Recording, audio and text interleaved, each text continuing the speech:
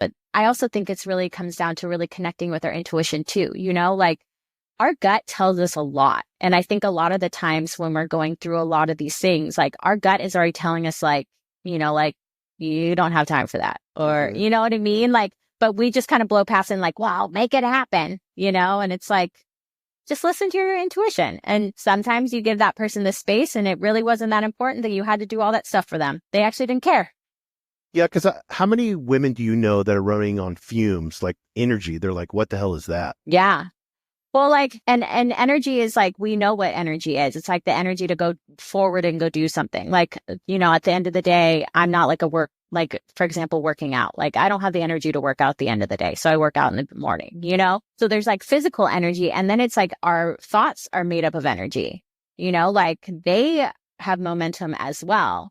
So when you like give something a lot of energy, you make it bigger and bigger and bigger and bigger, right? So like say, like, for example, you got in a fight with someone. I feel like women do this a lot because like men are good at like saying, I've like grew up with all boys. So men are really, it's easy for you guys to be like, hey, you didn't do this. It kind of bothered me, but no big deal. Right. Girls, we ruminate on that shit for hours and are trying to text something or trying to come across and we don't want to be a bitch. And it ends up, we end up just like blowing up and then coming across like a bitch anyways. So it's like, how do we control our energy, bring it back to us, knowing what we want to create and who we want to be, and then delivering it in a really eloquent, nice way, but being authentic to ourselves and not hurting someone's feelings.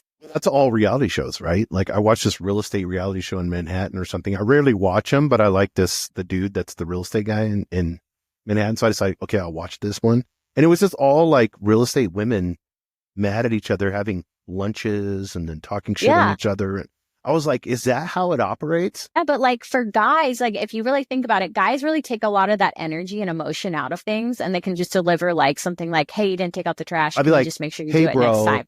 I had this with a friend. I was like, hey, bro, why haven't you talked to me for a while? But we were having cigars. Like I waited to have cigars with him. And then I asked him and he's like, well, this, or this.